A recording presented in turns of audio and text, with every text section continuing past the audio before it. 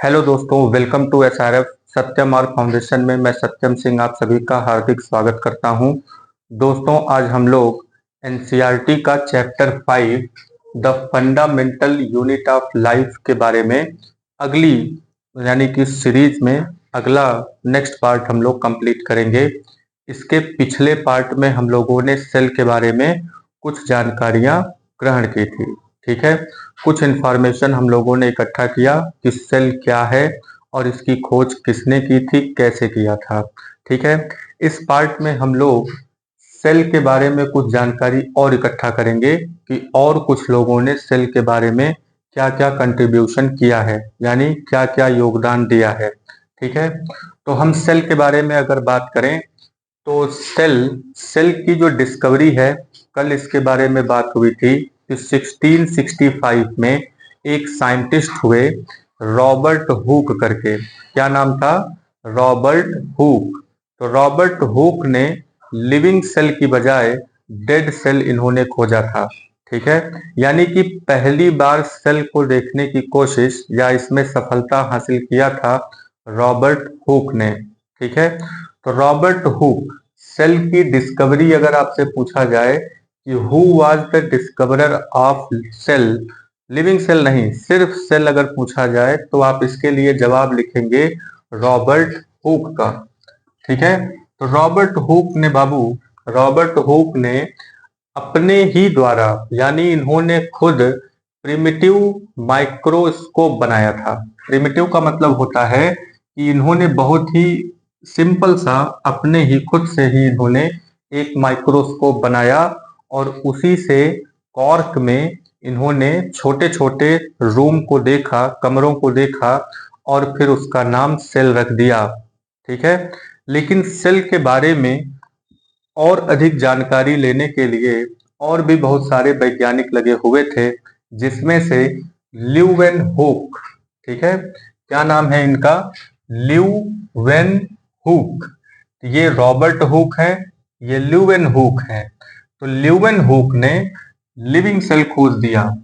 Leeuwen hook ने living cell खोजा, यानी कि एल से ल्यूवेन हुक और एल से लिविंग सेल। तो ये कनेक्शन याद रखेंगे। तो discovery of dead cell Robert Hooke ने किया था और discovery of free living cell ये ल्यूवेन हॉक ने किया था।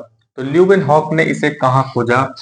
तो उन्होंने पॉन्ड में यानी तालाब के गंदे पानी को जब इन्होंने माइक्रोस्कोप में देखा तो उनको कुछ छोटी छोटी चीजें घूमती हुई नजर आईं। और जब वो घूमती हुई जो चीजें नजर आईं तो उनको तुरंत अंदाजा लग गया कि ये वही चीजें हैं जिनके बारे में रॉबर्ट हुक ने बात किया था। वो बात अलग है कि ये घूम रही हैं, चल रही हैं। ठीक है, तो यहीं से हुआ कि लिविंग सेल की खोज ल्यूवेन हॉक ने किया। ठीक है, तो फिर इसके बाद और भी जानकारी लेने के लिए बहुत सारे वैज्ञानिक लग गए कि आखिर ये जो चलती फिरती चीजें हैं, जो बहुत छोटी हैं, जो नेक्ड आइज से हमें नहीं दिखाई देती हैं, ये जो छोटी चीजें हैं इनके अंदर और कौन कौन सी चीजें हैं। ठीक है, तो खोजते खोजते यहाँ पे एक और वैज्ञानिक आते हैं। इनका नाम है रॉबर्ट ब्राउन। क्या नाम है? Robert brown. तो रॉबर्ट ब्राउन ने 1831 में यानी 1831 में इन्होंने न्यूक्लियस की खोज कर दी। न्यूक्लियस का मतलब क्या होता है? जैसे ये सेल का स्ट्रक्चर है और इसके बीच में एक और स्ट्रक्चर होता है जिसमें क्रोमेटिन फाइबर्स पाए जाते हैं। ठीक है, तो ये जो बीच वाला स्ट्रक्चर है यही न्यूक्लियस है। तो इसकी खोज किया था रॉबर्ट ब्राउन ने। ठीक है, नेक्स्ट नंबर पे आते हैं पुरकिंजे। क्या नाम है इनका? पुरकिंजे। तो पुरकिंजे, पी से पुरकिंजे, पी से प्रोटोप्लाज्म, पी से पुरकिंजे, पी से प्रोटोप्लाज्म।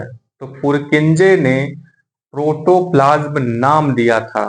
तो देखिए भाई, प्रोटोप्लाज्म क्या होता है? ये एक बाउंड्री है। बाउंड्री के अंदर जो भी मटेरियल यहाँ पे भरा हुआ है इन सब को यानी न्यूक्लियस वगैरह सब लेते हुए जो मटेरियल भरा हुआ है उसे हम प्रोटोप्लाज्म कहते हैं। इसे हिंदी में जीव द्रव्य जीव द्रव्य कहा जाता है। ठीक है, यानी कि ये वो द्रव्य है, ये वो मटेरियल है जिसमें जीवन की क्रियाएं होती हैं। तो इस मटेरियल ने अपने आप को एक लेयर से, एक मेम्ब्रेन से घेर रखा है, जिसे हम प्लाज्मा मेम्ब्रेन कहते हैं। ठीक है, तो ये प्रोटोप्लाज्म है। ये जो नाम है ये पुरकिंजे ने दिया था। तो प्रोटोप्लाज्म क्या है? Protoplasm is a fluid substance of the cell. Cell के अंदर जो फ्लूइड सब्सटेंस भरा हुआ है उसे हम प्रोटोप्लाज्म कहते हैं। ठीक है, तो कहानी यहां तक पहुंचती है। इसके आगे स्लाइडेन और स्वान दो साइंटिस्ट थे, एक प्लांट से रिलेटेड है और एक एनिमल से रिलेटेड है।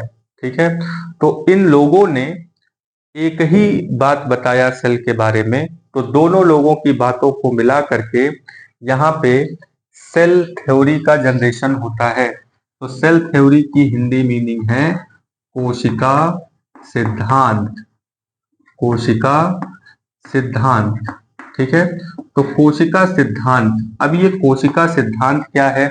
इन्होंने कोशिकाओं के बारे में एक लाइन बताया। बहुत डिस्कवरी करने के बाद, बहुत कुछ जांच पड़ताल करने के बाद ये लोग इस नतीजे पर पहुंचे कि जितने भी प्लांट और एनिमल्स होते हैं उनकी बॉडी छोटे छोटे हिस्सों से बनी होती है, जिसे सेल कहा जाता है। यानी कि पूरी की पूरी बॉडी, चाहे वो कोई भी लिविंग हो, चाहे वो प्लांट हो या एनिमल हो, दोनों की बॉडी छोटे छोटे सेल से बनी होती है। तो आइए देखते हैं कि सेल थ्योरी क्या है।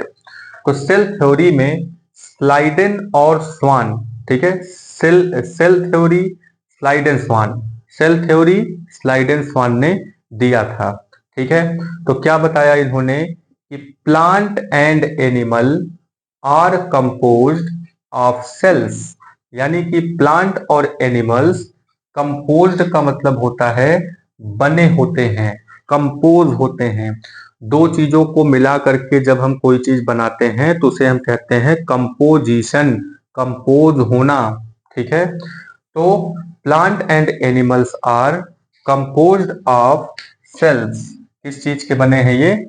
सेल्स के। ठीक है, इसीलिए सेल को कहा जाता है the cell is the basic fundamental unit of life.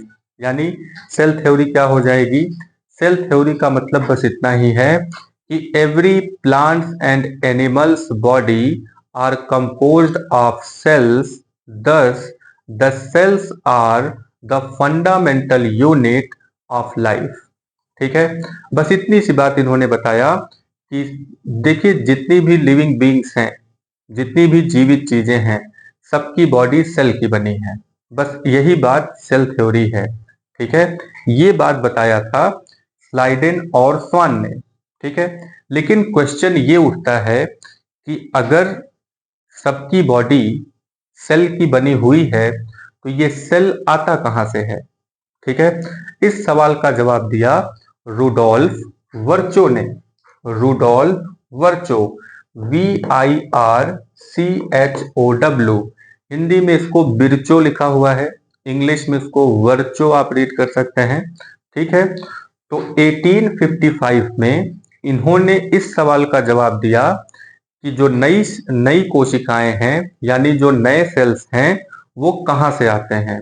ठीक है, तो इन्होंने बताया कि नए सेल्स पुराने सेल से आते हैं, यानी पहले से उपस्थित जो सेल्स हैं उन्हीं में से नए सेल का जन्म होता है। ठीक है, ये बात स्लाइडेन और स्वान नहीं बता पाए थे। इन्होंने सिर्फ सेल थ्योरी दिया था। सेल थ्योरी जब इन्होंने दिया तो इनसे ये पूछा गया कि बताइए कि नए सेल्स कहां से आते हैं, तो इसका जवाब दिया रुडोल्फ वर्चो ने।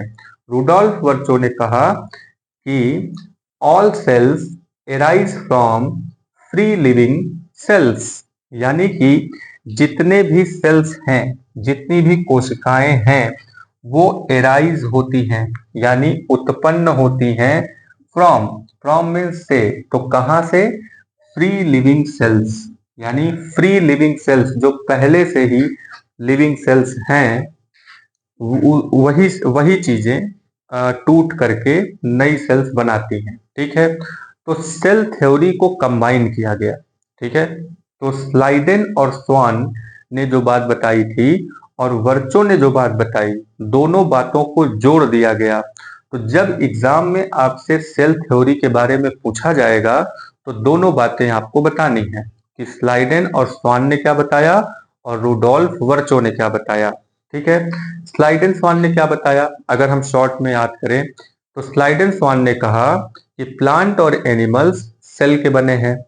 फिर वर्चो ने क्या कहा कि जो नई सेल है वो पुरानी सेल से बनती है। ठीक है, बस इतनी ही सेल थ्योरी है, आप उम्मीद करते हैं कि ध्यान में रखेंगे इसको। चलिए आगे बढ़ते हैं। तो ये जो चीजें खोजी जा रही हैं, ये सब चीजें एक मशीन के द्वारा खोजी जाती हैं, एक डिवाइस है, उस डिवाइस का नाम है इलेक्ट्रॉन माइक्रोस्कोप। ये सब चीजें माइक्रोस्कोप से खोजी गई थी। बाद में 1940 में, ठीक है, 1940 में इलेक्ट्रॉन माइक्रोस्कोप की खोज की गई थी। नॉल तथा रस्का ने इलेक्ट्रॉन माइक्रोस्कोप की खोज की थी। तो इलेक्ट्रॉन माइक्रोस्कोप की खोज करने के बाद इलेक्ट्रॉन माइक्रोस्कोप की मदद से काफी चीजें आसान हो गई। ठीक है, सेल्स के अंदर जो चीजें अब तक अनडिस्कवर्ड थी वो चीजें धीरे धीरे खोजी जाने लगी और बहुत सारी चीजों के बारे में जानकारी मिली।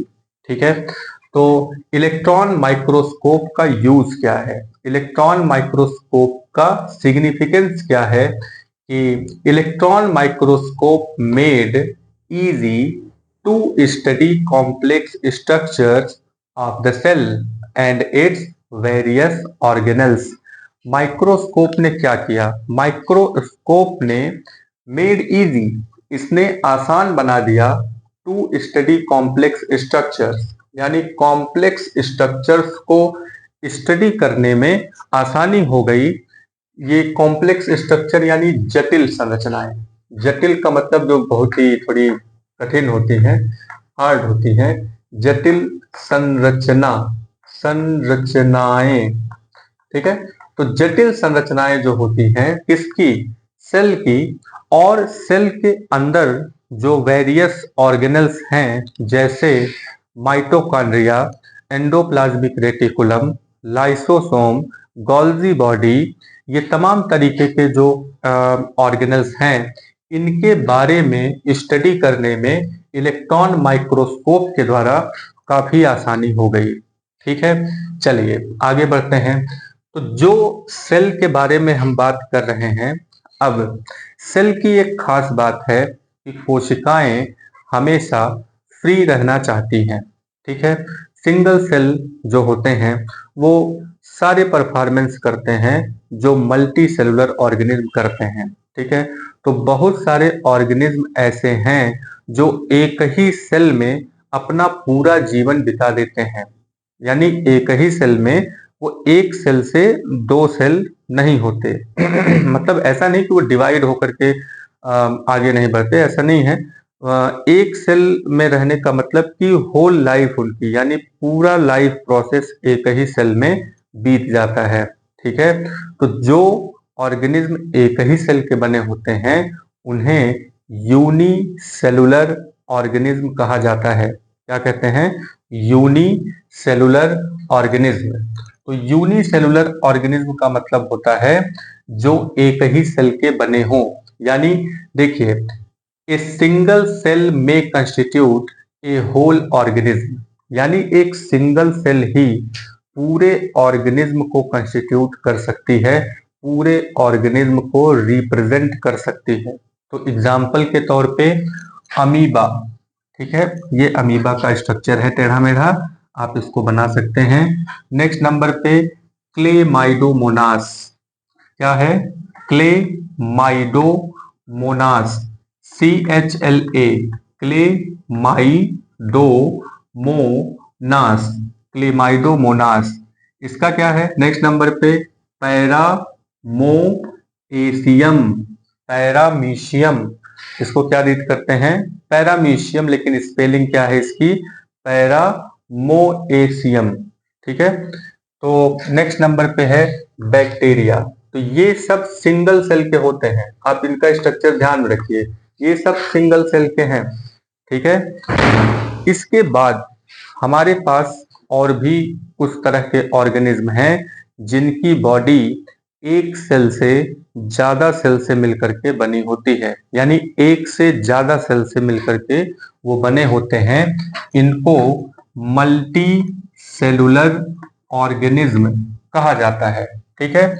और ये जो सिंगल सेल वाले हैं इनको यूनिसेलुलर कहा जाता है, यूनिसेलुलर ऑर्गेनिज्म। ठीक है। इनको यूनिसेलुलर ऑर्गेनिज्म कहा जाता है। तो आप ध्यान रखिएगा, यूनि का मतलब होता है एक और मल्टी का मतलब होता है एक से ज्यादा। ठीक है। तो मल्टी सेलुलर ऑर्गेनिज्म, अब मल्टी सेलुलर ऑर्गेनिज्म में होता क्या है? मल्टी सेलुलर ऑर्गेनिज्म में यही जो सेल्स होते हैं, एक एक सेल ये ग्रुप बना लेते हैं, साथ में मिलकर के ग्रुप बनाते हैं, और ये क्या बनाते हैं? A single body. ठीक है। जो मल्टी सेलुलर ऑर्गेनिज्म हैं उनमें सेल्स आपस में ग्रुप बना लेते हैं और एक सिंगल बॉडी बनाते हैं, ग्रुप बना करके एक सिंगल बॉडी बनाते हैं। और ये जो सेल्स इसमें हैं वो अलग अलग काम करते हैं, परफॉर्म डिफरेंट फंक्शंस और assume different functions to form various body parts.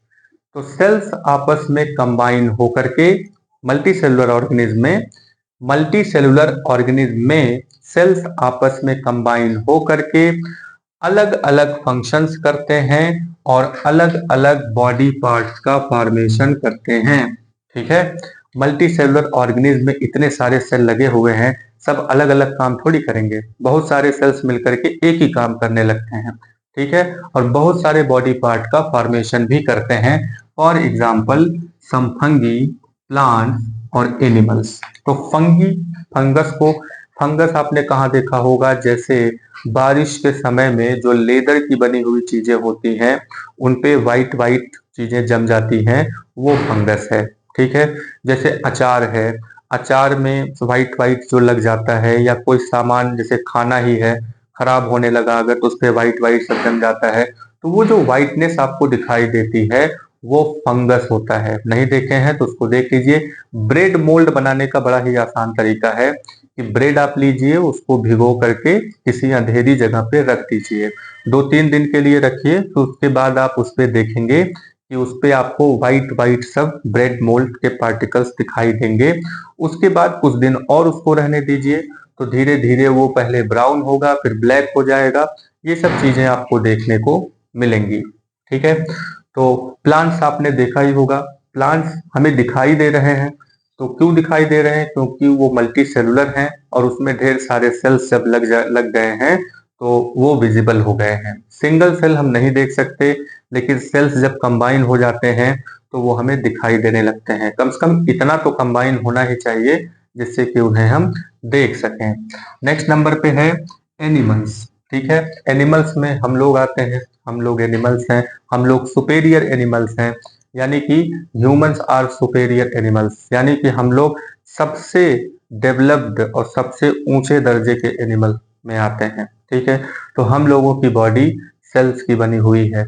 इसी तरीके से हम लोगों की तरह जो जानवर हैं दूसरे, जैसे गाय, भैंस यानी cow, buffalo, goat and different types of, जैसे डॉग्स वगैरह, डॉग, कैट, रैट, जितने भी हैं जो जिनमें लिविंगनेस है, उन सब की बॉडी सेल्स की बनी होती है। ठीक है।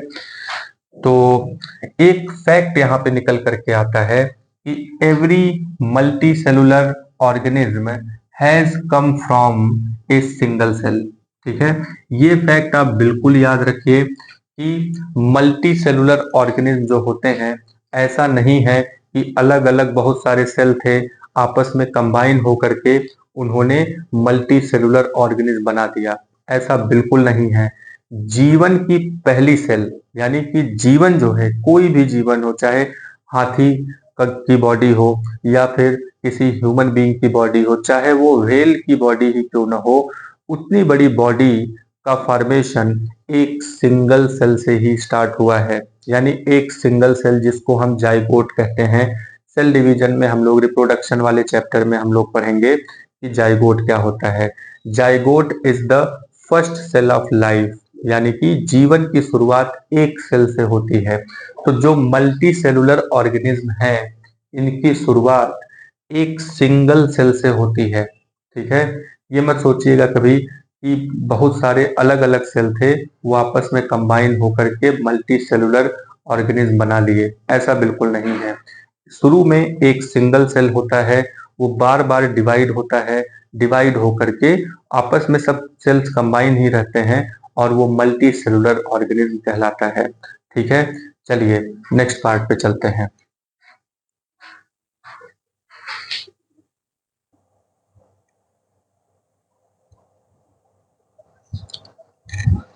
हाँ बाबू, आगे की कहानी हम लोग शुरू करते हैं। अगली हेडिंग आप लिखेंगे डिफरेंट काइंड ऑफ सेल्स। ठीक है, अभी तक हम लोगों ने सेल के बारे में बहुत कुछ जाना। ठीक है, कि सेल की डिस्कवरी किसने किया था, और सेल जो होते हैं वो माइक्रोस्कोप में दिखते कैसे हैं। तो सेल के बारे में पूरा डिटेल स्ट्रक्चर हम लोग आगे पढ़ेंगे। अभी हम लोग कितने तरह के अलग अलग प्रकार के जो सेल्स होते हैं ह्यूमन बॉडी में अलग अलग तरीके के जो सेल्स हैं, उनके बारे में कुछ जानकारी लेते हैं। ठीक है, तो देखिए, ये एक स्मूथ मसल्स सेल्स हैं, यानी कि हमारी जो मसल्स होती हैं, जो मांसपेशियां होती हैं। ठीक है, मांसपेशियां देखिए, ये जो ऊपर इंटेगुमेंटरी सिस्टम है हमारा, यानी कि जो स्किन है, स्किन को अगर आप हटा देंगे तो उसके नीचे मस्कुलर सिस्टम आपको मिलेगा। तो जो मसल्स होते हैं, मसल्स के जो सेल्स हैं, वो ये मसल सेल्स इस तरीके से आप देखिए, स्मूथ मसल सेल किस तरीके से, ऐसा लग रहा है जैसे कोई लंबी सी रस्सी है। ठीक है, ये यहाँ पे न्यूक्लियस है। ठीक, और ये लंबा सा सेल है। ठीक, यहाँ पे ब्लड सेल्स की बात करें तो देखिए, ब्लड सेल कई तरह के होते हैं। आरबीसी, डब्ल्यूबीसी, प्लेटलेट्स, सबका अपना अलग अलग डिफरेंट शेप है। ठीक है, तो पूरा सेल ना बनाते हुए हम लोग यहाँ पे सिर्फ कुछ रेड ब्लड सेल कुछ इस तरीके से है, जिसके बारे में हम लोग देख रहे हैं। ब्लड सेल्स में कुछ एग्जाम्पल इस तरीके से आप बना सकते हैं। ये न्यूक्लियस आपको ऐसा कुछ, लेकिन ये आरबीसी नहीं है, ये डिफरेंट टाइप के सेल्स हैं। ठीक है, तो ब्लड सेल्स कुछ इस तरीके की चीजें बनती है, क्योंकि आरबीसी में न्यूक्लियस नहीं होता। ठीक है, अगर हम इसको न्यूक्लियस बात करके चलते हैं तो ये आरबीसी तो नहीं हुआ। ठीक है, नेक्स्ट नंबर पे है नर्व सेल्स। नर्व सेल्स जो होते हैं वो तंत्रिका कोशिकाएं इसको हिंदी में कहते हैं। तो तंत्रिका कोशिकाएं काफी लंबी होती हैं। सबसे लंबी कोशिकाएं ह्यूमन बॉडी में यही तंत्रिका यानी कि नर्व सेल्स ही होती हैं।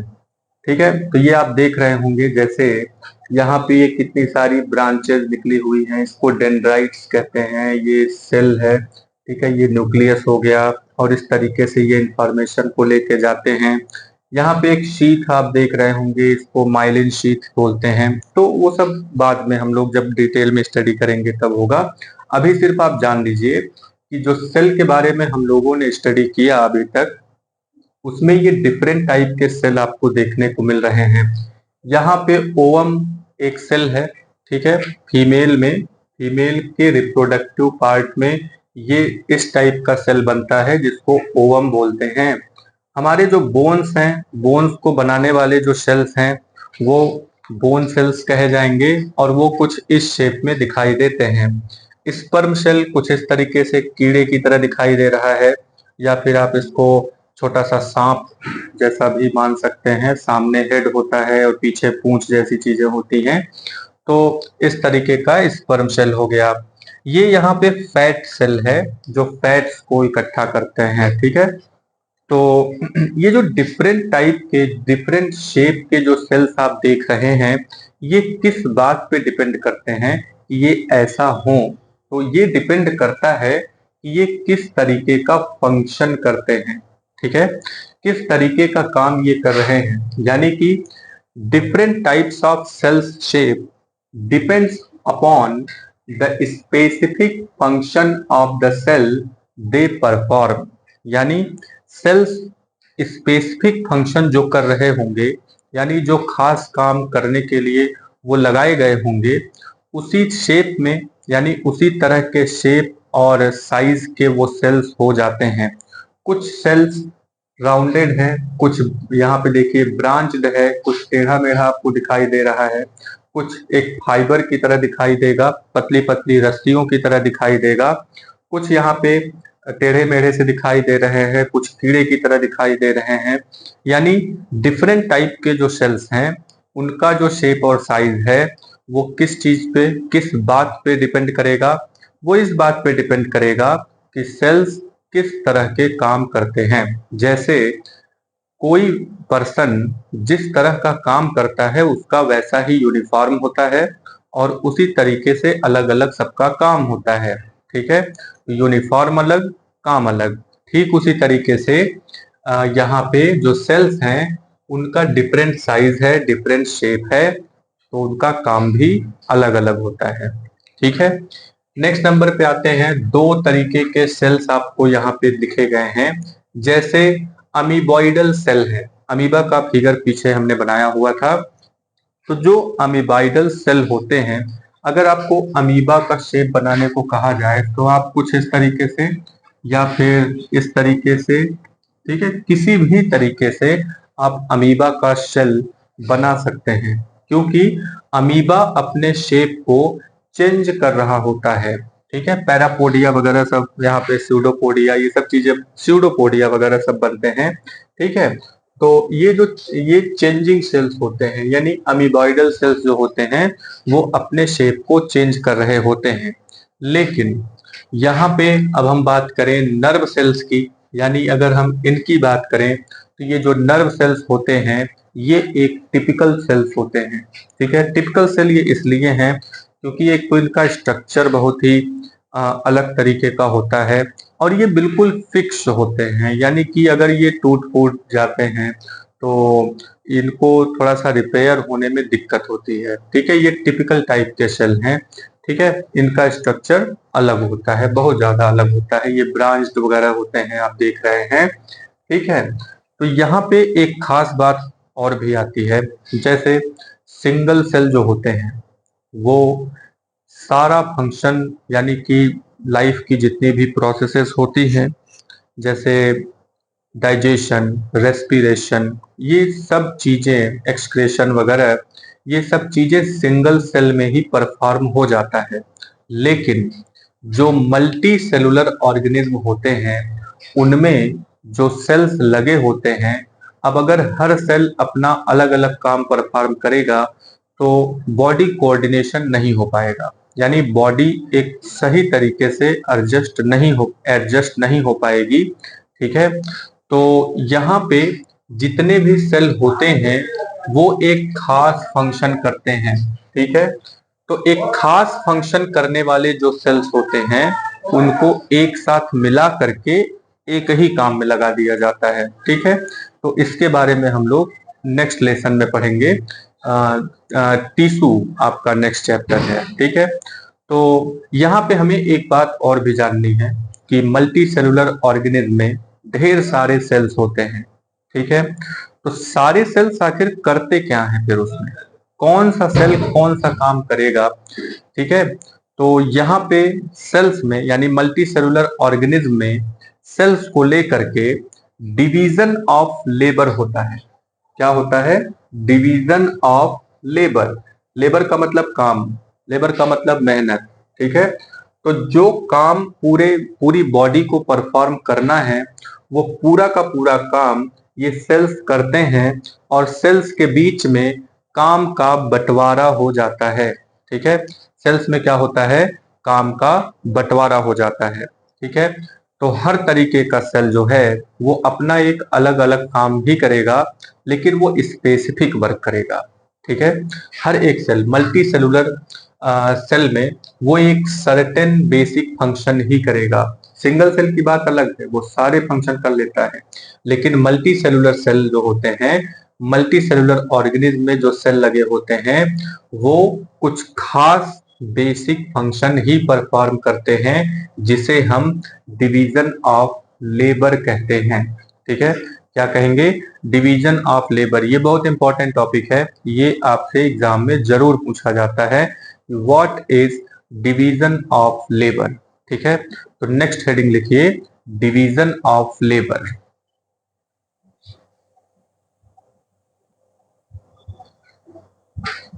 चलिए दोस्तों, नेक्स्ट हेडिंग लिखिए, डिवीजन ऑफ लेबर। ठीक है, तो डिवीजन ऑफ लेबर में, डिवीजन ऑफ लेबर की अगर हम बात करें तो काम का बंटवारा। डिवीजन ऑफ लेबर क्या है? काम का बंटवारा। जैसे एक फैक्ट्री में, फैक्ट्री में बहुत सारी मशीनें होती हैं और हर मशीन अलग अलग काम करती है। ठीक है, तो या यूं कहें, वहां पे जितने भी वर्कर्स होते हैं, अगर हम उस फैक्ट्री को एक बॉडी माने और उसमें जो वर्कर्स काम करते हैं उनको अगर हम सेल्स माने, तो हर एक वर्कर का अपना अलग अलग काम होता है। ठीक उसी तरीके से हमारी बॉडी में, यानी मल्टी सेलुलर ऑर्गेनिज्म की बॉडी में जितने सेल्स लगे होते हैं, सब अपना अलग अलग काम करते हैं और एक जैसे काम करने वाले सेल्स को एक जगह लगा देते हैं। ठीक है, तो जब एक जैसा काम करने वाले सेल्स को जब एक ही जगह पे लगा देते हैं तो उसको टिश्यू कहते हैं, और टिश्यू मिलकर के ऑर्गन बना लेता है। ठीक है, जैसे हमारी बॉडी में डिवीजन ऑफ लेबर कहाँ देखने को मिलेगा? जैसे हमारे पास हार्ट है, तो हार्ट का काम क्या है? हार्ट का काम है टू पंप ब्लड, यानी ब्लड को पंप करना हार्ट का काम हो गया। इसी तरीके से नेक्स्ट नंबर पे है स्टमक, तो स्टमक का काम क्या है? स्टमक का काम है टू डाइजेस्ट फूड। आप इसी तरीके से और भी ऑर्गन जैसे लंग्स है, तो लंग्स का क्या काम है? ब्रीथ करने का काम है। किडनीज का क्या काम है? फिल्टर करने का काम है। ठीक है, तो ये सब ऑर्गन्स जो हैं, सबका अपना अलग अलग काम होता है, और ऐसा नहीं है कि जो हार्ट है वो रेस्पिरेशन करने लगेगा, है ना, ब्रीथिंग नहीं करने लगता। तो इसी तरीके से हर एक ऑर्गन का अपना काम बटा हुआ है। ठीक है, तो division of labour means different part of human body perform different function. ठीक है, हमारी बॉडी का different part different function perform करता है, this is called division of labour. ठीक है, for example A heart and stomach. ठीक है, यहां तक कि सेल जो होता है, एक पर्टिकुलर जो सेल है, सेल भी डिवीजन ऑफ लेबर शो करता है। तो अगर एग्जाम में आपसे पूछा जा रहा है कि right the examples of division of labour, तो आप दो तरह के एग्जाम्पल दे सकते हैं कि हमारी बॉडी में जो ऑर्गन्स हैं, different organs perform different types of functions, this process is called division of labour. और अगर दूसरा एग्जाम्पल लिखने की बारी आई, तो हर एक सेल, यानी each cell show division of labour. हर एक cell division of labour show करता है, क्योंकि जो सेल्स होते हैं वो छोटे छोटे सेल ऑर्गेनेल्स के बने होते हैं, यानी सेल्स भी छोटे छोटे टुकड़ों से बने होते हैं, छोटे छोटे पार्ट से बने होते हैं, जिन्हें हम सेल ऑर्गेनेल्स कहते हैं। तो cell also show division of labour through cell organelles. Cell organelles के through cell division of labour show करता है, यानी कि सेल के अंदर जो भी सेल ऑर्गेनेल्स हैं वो अलग अलग काम को परफॉर्म करते हैं। ठीक है, each cell organelles perform a specific function. Cell organelle जितनी बार बोला जा रहा है, तो सेल के अंदर पाई जाने वाली चीजें जैसे mitochondria, endoplasmic reticulum, ribosome, chloroplast, ये सब नाम अभी सिर्फ सुने रहिए, जानते रहिए। हम लोग आगे धीरे धीरे इन सब के बारे में डिटेल में बात करेंगे। तो धीरे धीरे कॉन्सेप्ट को समझने की कोशिश करेंगे कि सेल की कहानी कहाँ से शुरू हुई है और अभी तक हम लोग डिवीजन ऑफ लेबर तक पहुंचे हुए हैं। ठीक है, आगे हम लोग इस बारे में बात करेंगे कि आखिर जो सेल्स हैं उसके कितने पार्ट होते हैं। ठीक है, और वो किस चीज के बने होते हैं, सेल किस चीज के बने होते हैं और उसके कितने पार्ट हैं, कितने पार्ट में करके हम सेल को स्टडी करेंगे। ठीक है, तो यहाँ पे each cell organelles perform a specific function. Organelles constitute basic unit of cell. जिस तरीके से सेल हमारी लाइफ का फंडामेंटल यूनिट है, यानी हमारी बॉडी का फंडामेंटल यूनिट है, उसी तरीके से जो सेल के अंदर ऑर्गेनेल्स हैं वो आपस में मिलके सेल का फॉर्मेशन करते हैं, यानी कि organelles are the basic unit of cells. ठीक है, कभी कभी एग्जाम में ये पूछता है कि सेल तो फंडामेंटल यूनिट है, ये बात तो ठीक है, लेकिन बेसिक यूनिट ऑफ सेल क्या है, यानी सेल किस चीज का बना हुआ है। तो वो एग्जाम्पल के तौर पे या इसका आंसर आप लिखेंगे cell organelles are the basic unit of cell. ठीक है, all cells have same organelles. सबसे खास बात तो यही है, चाहे मेरे अंदर का सेल है, आपके अंदर का सेल है, कोशिकाएं कहीं पे भी हो, सबके अंदर, चाहे एनिमल्स कोई भी हो, डॉग हो, एलिफेंट हो, सबके अंदर जो सेल ऑर्गेनेल है वो एक ही जैसा होता है। सबसे खास बात तो यही है, एक ही तरीके के सेल ऑर्गेनेल होते हैं। ठीक है, तो इस चीज को ध्यान में रखिए कि सेल्स जो भी हैं, उनके जो सेल्स ऑर्गेनेल्स हैं वो सब सब एनिमल में एक ही जैसे होते हैं। यहाँ तक कि प्लांट्स में भी सेल ऑर्गेनेल एक ही जैसा होता है, बस एक दो को छोड़ दिया जाए अगर, तो जैसे प्लांट में क्लोरोप्लास्ट पाया जाता है, हम लोगों में नहीं पाया जाता। ठीक है, कुछ एक दो चीजें छोड़ दीजिए तो लगभग जितने भी सेल होते हैं उनके ऑर्गेनेल्स सेम होते हैं। ठीक है, तो यहाँ पे एक हमने छोटा सा डायग्राम, मतलब एक फ्लो चार्ट बनाया है कि जो सेल ऑर्गेनेल्स हैं वो सेल बनाते हैं और सेल हमारी बॉडी बनाती है। ठीक है, ये बात समझ में आई। तो अभी तक की जो स्टोरी हम लोग पहुंचे हैं वो बस यहीं तक पहुंचे हैं। एक सेल ऑर्गेनेल है, यानी सेल के अंदर की कुछ चीजें हैं जो मिल करके सेल बनाती हैं, और सेल मिल करके बॉडी बना देता है। ठीक है, इतनी चीजें हम लोग अभी तक पहुंचे हैं। तो अगले वीडियो में हम लोग डिस्कस करेंगे कि सेल किस चीज के बने होते हैं।